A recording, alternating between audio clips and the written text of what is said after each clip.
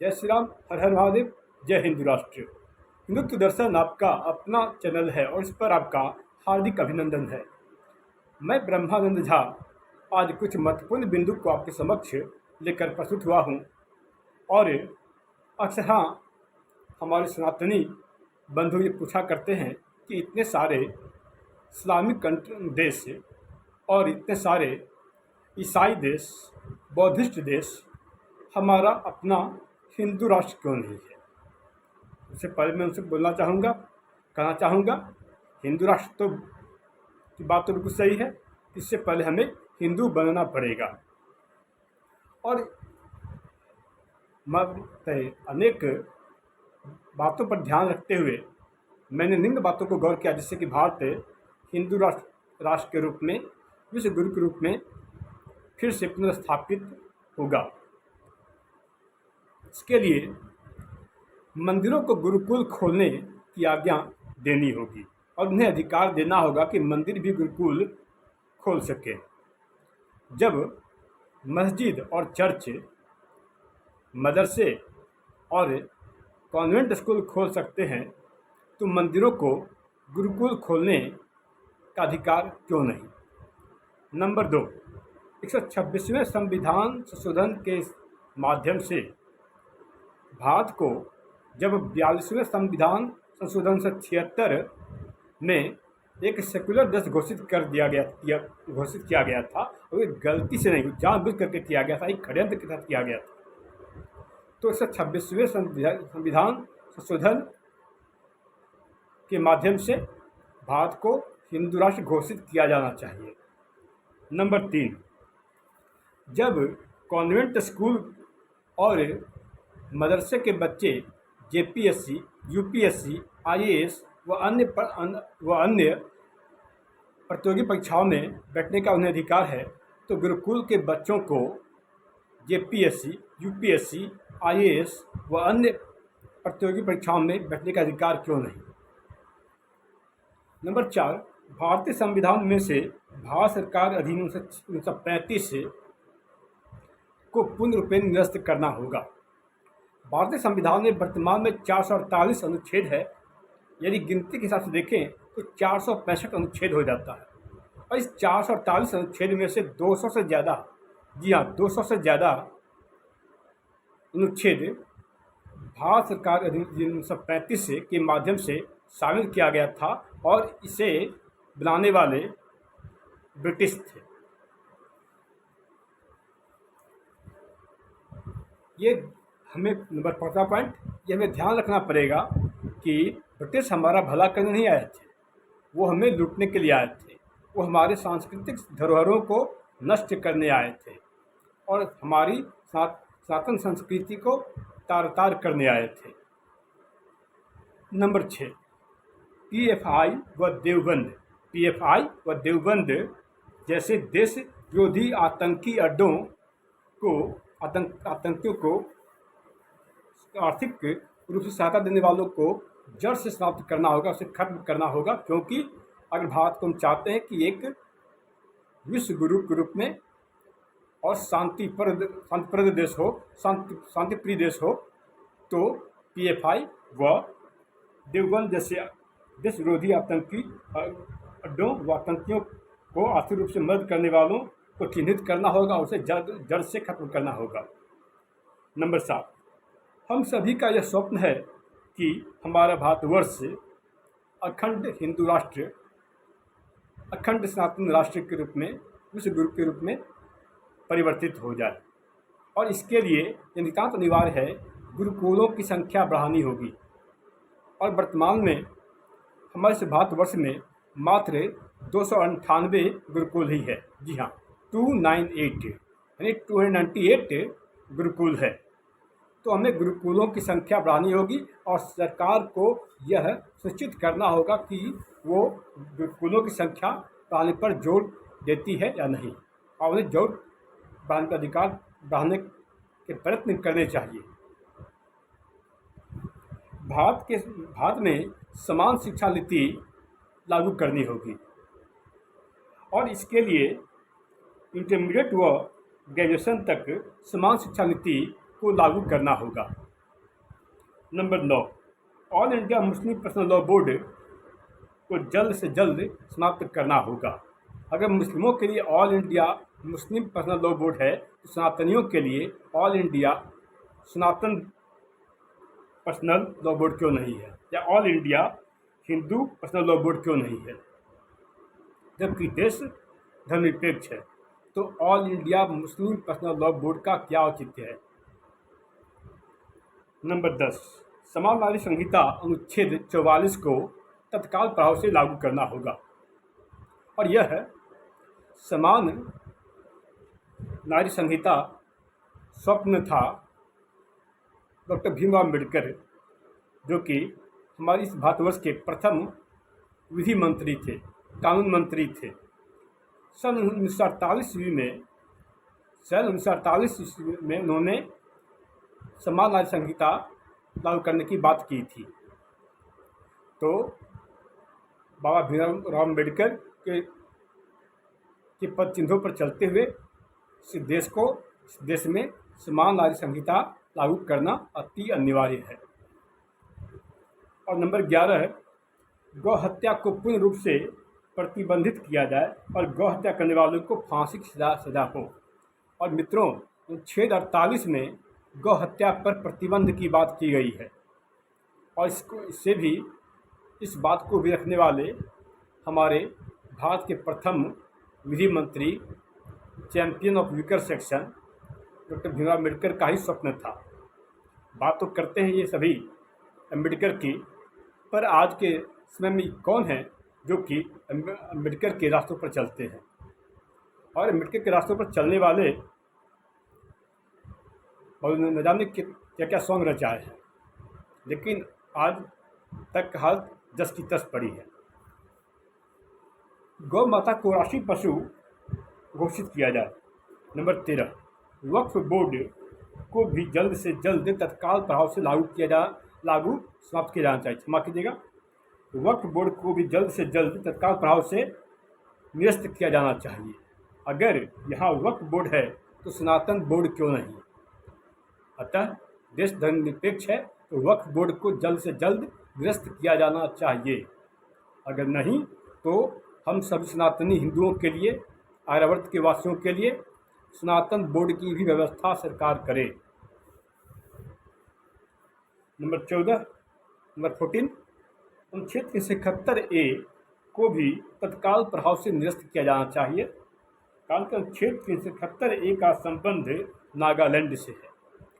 यह नागालैंड वही महाभारतकालीन जगह है जो महाबली भीम की पत्नी हिडम्बा की ससुराल हिडम्बा का स्थान था, यानी महाबली भीम का ससुराल हुआ करता था। और इसी नागालैंड की धरती पर ही महाबली भीम के पुत्र घटोत्कच और बड़बड़ी का जन्म हुआ था। हाँ, घटोत्कच और बड़बड़ी की शिक्षा दीक्षा गुरुकुल में हुई थी, और यह गुरुकुल उस समय कामरूप में था। और इसी कामरूप को हम सभी असम के नाम से जानते हैं। 15, अल्पसंख्यक आयोग को जड़ से समाप्त करना होगा। और अल्पसंख्यक आयोग किस लिए? जब देश धर्मनिरपेक्ष है तो अल्पसंख्यक आयोग किस लिए? अगर अल्पसंख्यक आयोग है तो बहुसंख्यक आयोग किस लिए क्यों नहीं? और यदि अल्पसंख्यक आयोग है तो बहुसंख्यक आयोग भी होना ही चाहिए। यह नहीं चलेगा कि अल्पसंख्यक आयोग, एक तरफ तो आपने कहा कि भारत धर्मनिरपेक्ष है, दूसरी बात कोई भी देश, पहली बात की सबसे पहले कोई देश धर्मनिरपेक्ष हो ही नहीं सकता। हाँ, पंथ निरपेक्ष हो सकता है, मजहब निरपेक्ष हो सकता है, संप्रदाय निरपेक्ष हो सकता है, पर धर्म निरपेक्ष नहीं हो सकता। 16 पॉइंट, अल्पसंख्यक मंत्रालय को भी जड़ से समाप्त करना होगा। कि अल्पसंख्यक मंत्रालय भी किस लिए? अगर अल्पसंख्यक मंत्रालय है, बहुसंख्यक मंत्रालय क्यों नहीं? अब दूसरी बात, यदि अल्पसंख्यक की बात की जा रही है तो ये यूएनओ के चार्टर में यह बताया गया है कि किसी भी देश में उस संप्रदाय, उस पंथ के रहने वालों की संख्या 1% या 1.5% हो तो ही उसे अल्पसंख्यक माना जाएगा। इस हिसाब से यहाँ के पारसी पारसियों को या जैनों को अल्पसंख्यक माना जा सकता है, या हमारे सिख बंधुओं को भी अल्पसंख्यक माना जा सकता है। नंबर 17, जब फंडिंग सरकारी अनुदान मदरसों और कॉन्वेंट स्कूलों को तो गुरुकुलों को क्यों नहीं? एक तरफ तो संविधान के 42वें संविधान संशोधन 1976 में यह कहा गया कि देश धर्मनिरपेक्ष है, तो इस आधार पर यदि आप मदरसों को और कॉन्वेंट स्कूलों को सरकारी अनुदान प्रदान कर रहे हैं तो गुरुकुलों को सरकारी अनुदान क्यों नहीं? तब गुरुकुलों को भी सरकारी अनुदान देना पड़ेगा। नंबर 18, जनसंख्या नियंत्रण बिल जल्द से जल्द पूरे भारतवर्ष में लागू हो। जितने भी अर्थशास्त्री हैं उन सभी का मानना है कि बढ़ती जनसंख्या किसी भी देश के विकास में एक बहुत बड़ा रोड़ा है, बाधा है। नंबर 19, एक ही नियम कानून पूरे भारतवर्ष में लागू हो। ऐसा नहीं कि किसी के लिए कुछ नियम कानून और किसी के लिए कुछ नियम कानून।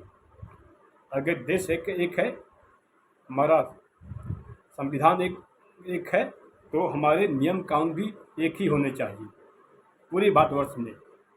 नंबर 20, धर्मांतरण नियंत्रण कानून सख्ती से लागू किया जाना चाहिए। एक तरफ तो ये सभी बोलते हैं, ये सभी कहते हैं कि सारे धर्म बराबर हैं। अगर सारे धर्म बराबर हैं तो धर्मांतरण क्यों? धर्मांतरण किस लिए? तब धर्मांतरण नियंत्रण कानून को जल्द से जल्द लागू किया जाना चाहिए कि किसी का धर्मांतरण न हो पाए। नंबर 21, लव जिहाद पर सख्त से सख्त कानून बनाया जाए, क्योंकि किसी को धोखे में रख करके, नाम बदल करके, अपनी पहचान छुपा करके किसी से विवाह करना और उसे धर्म परिवर्तन करने के लिए उसे बाध्य करना, यह बहुत बड़ा जुर्म है। नंबर 22, सूअर पालने वालों को सब्सिडी दी जाती है। जी हाँ मित्रों, सूअर पालने वालों को सब्सिडी दी जाती है। गौ माता को पालने वालों को सब्सिडी नहीं दी जाती। क्यों? गौ पालने वालों को सब्सिडी क्यों नहीं? नंबर 23, यदि मंदिर सरकार के नियंत्रण में तो मस्जिद और चर्च सरकार के नियंत्रण में क्यों नहीं? जब मंदिर सरकार के नियंत्रण में है तो मस्जिद और चर्च को भी सरकार के नियंत्रण में होना चाहिए। जब मंदिरों की आय पर राज्य सरकार का अधिकार है तो इस आधार पर मस्जिदों और चर्चों की आय पर भी राज्य सरकार का अधिकार होना चाहिए। अन्यथा आप मंदिरों की आय पर राज्य सरकार अपना दावा बंद कर दे और मंदिरों की आय पर राज्य सरकार उस पर अपना हस्तक्षेप न करे। जब देश धर्मनिरपेक्ष है तो अल्पसंख्यक की बात कहाँ से आ गई? तब अल्पसंख्यक का खेल खत्म होना चाहिए। नंबर 25, भागवत गीता को राष्ट्रीय ग्रंथ घोषित किया जाना चाहिए। नंबर 26, लुटेरों, आक्रमणकारियों, आक्रांताओं, लुटेरों के नाम पर सड़क व शहरें, गांव किस लिए? क्योंकि हमारा देश आज़ाद हो चुका है और लुटेरों का महिमा मंडन नहीं चलेगा, लुटेरों की बातें नहीं चलेगी। आक्रांताओं, आक्रमणकारियों के नाम पर इस देश की न सड़कें, न गांव, न सड़क, न शहर, न नगर होने चाहिए। ये मुरादाबाद, फैजाबाद, अलीगढ़ क्या है? कौन थे ये सभी? और ये Akbarpur, Babarpur road, Humayun road, Aurangzeb road कहाँ से आ गया? किस लिए है? नंबर 27, रामायण व महाभारत कालीन शहरों के नाम फिर से रखे जाएं। जो रामायण काल में और महाभारत काल में जो नाम था उसे फिर से उस जगह, उससे राज्य, उस शहर, उस गांव के नाम रखे जाने चाहिए। नंबर 28, मठ मंदिर नियंत्रण के लिए 25 क्षमा कीजिएगा, मठ मंदिर नियंत्रण के लिए 35 कानून, तो मस्जिद मजार व चर्च पर नियंत्रण के लिए 35 कानून क्यों नहीं? अगर मस्जिद मजार व चर्च पर 35 कानून नहीं हो सकते तो हमारे मठों मंदिरों पर भी 35 कानून नहीं होने चाहिए। उस ऐसे कानूनों को सरकार जल्द से जल्द समाप्त करे। और नंबर 29, अल्पसंख्यक विश्वविद्यालय किस लिए? देश धर्मनिरपेक्ष है। अगर देश धर्मनिरपेक्ष है तो यहाँ पर अल्पसंख्यक विश्वविद्यालय किस लिए? और अगर यदि अल्पसंख्यक विश्वविद्यालय है तो बहुसंख्यक विश्वविद्यालय भी होने चाहिए। तो सरकार बहुसंख्यक विश्वविद्यालय की भी व्यवस्था करे, या नहीं तो अल्पसंख्यक विश्वविद्यालय भी खत्म करे। और ये सारी बातों को यदि अमल किया जाए, लागू किया जाए, और हम सब केवल मुफ्त बिजली गैस, मुफ्त बस सेवा के पीछे न भाग करके अपने इस माँ भारती विश्व भारत के रूप में के लिए कटिबद्ध हों,